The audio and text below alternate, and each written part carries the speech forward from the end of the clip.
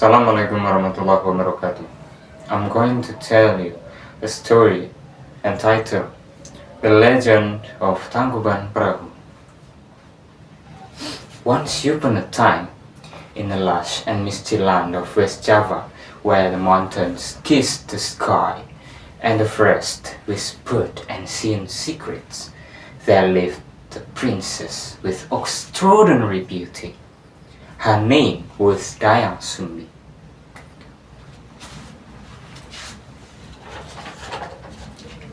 Every day, she would sit by her wooden loom, weaving threads into delicate cloth as the sunlight danced gently upon her hands. One quiet afternoon, as the wind softly rustled through the trees, her weaving tool suddenly slipped from her fingers and fell into the ground. Feeling weary, she sighed and spoke aloud, her voice echoing through the forest. "Whoever returns my tool to me, if she is a woman, he shall be my sister. But if he is a man, I shall marry him."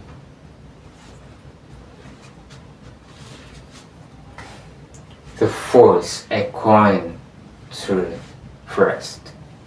From the shadows of the forest came a dog named Tuma.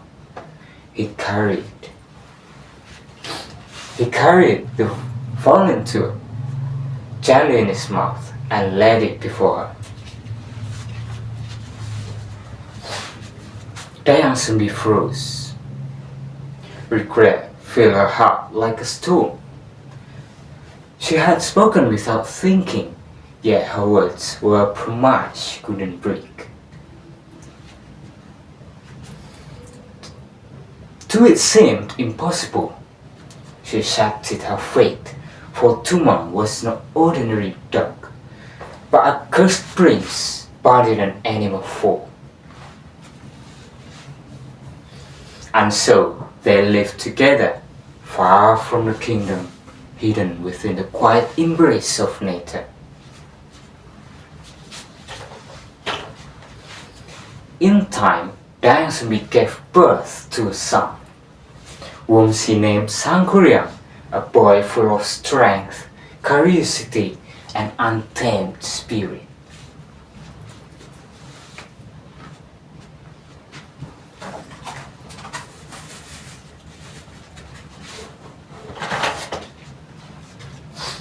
As he grew, Sangkuriang became a passionate hunter, with bow in his hand and courage in his chest. He would wander deep into the forest, always accompanied by Tuma, his loyal companion.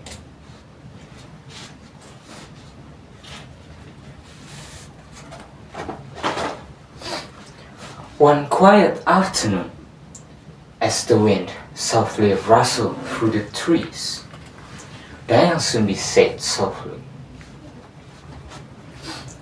"My son, I long to taste the heart of a deer. Will you one hunt for me?"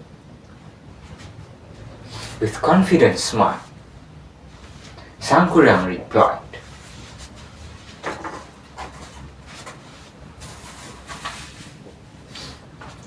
"Of course, mother. I will bring you what you desire."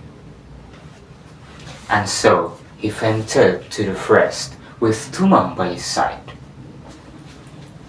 But the forest was silent that day. No deers crossed his path, no sound stirred the air. Hours turned into days, and frustration grew within him like a rising flame.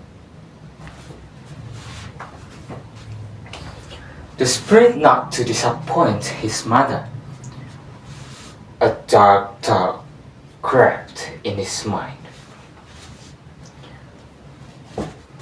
Without knowing the truth, without realizing the bond he was breaking, Sangkuriang made a tragic decision. He killed Tuma.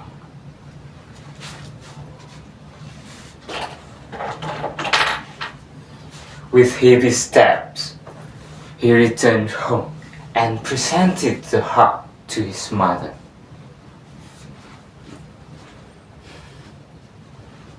At the moment she saw it, her heart shattered.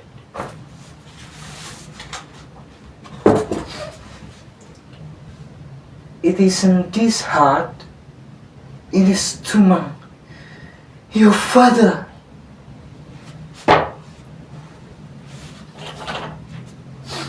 Grief turned into anger, and in one moment of uncontrollable sorrow, she struck Sangkuriang on the heart, and a scar that would never fade.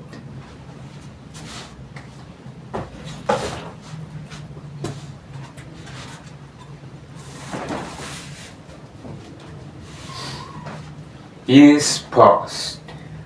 A boy became a man strong, fearless, and strikingly handsome. Yet time had erased his memories like waves washing away footprints on the shore. One fateful day, his journey led him back to his hamlet. There, he met a woman with breathtaking beauty. It was Dayang Sumbi.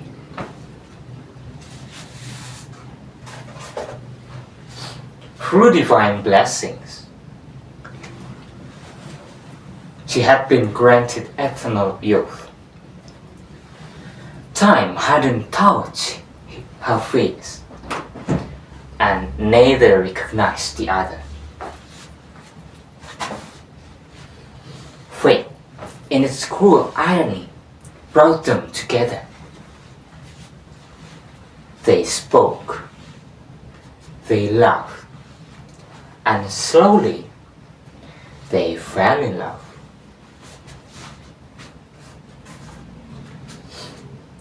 As their bond deepened, they decided to marry, but destiny hadn't finished its story. One quiet evening, as the golden light of dusk fell upon them, Dayang Sumbi noticed something, a scar on Sangkuriang's heart. Her heart stopped. With trembling lips, she asked, "Where did you get that scar?"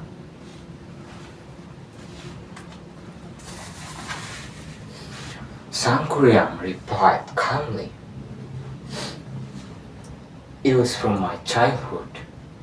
My mother struck me."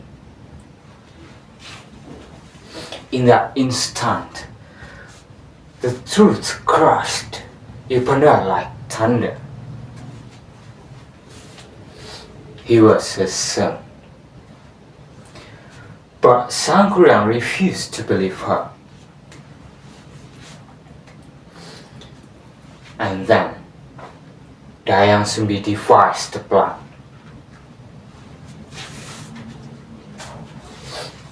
"If you truly wish to marry me, then you must build a great lake and a magnificent boat in a single night before the sun rises." It was an impossible task. Yet Sangkuriang, blinded by love and determination, he accepted the challenge.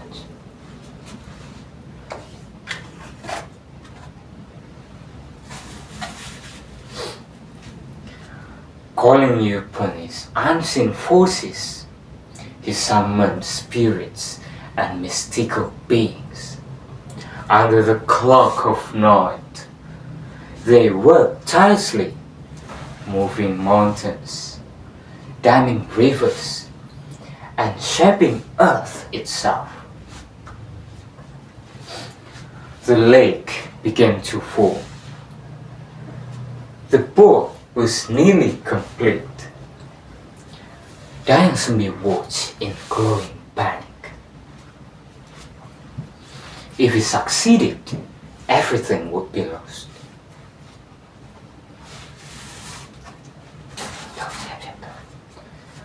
With quick thinking, she called upon the villages. Together, they lit fires in the east and spread glowing light across the horizon.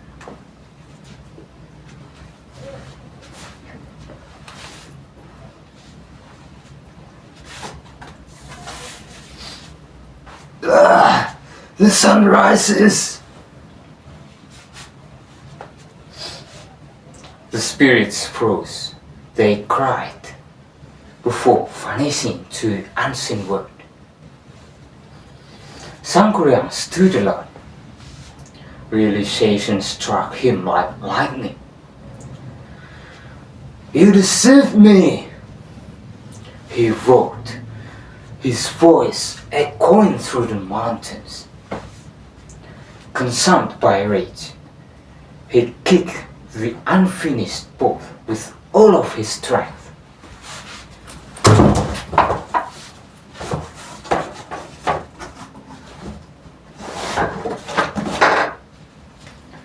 The pot flipped, turned into massive mountains.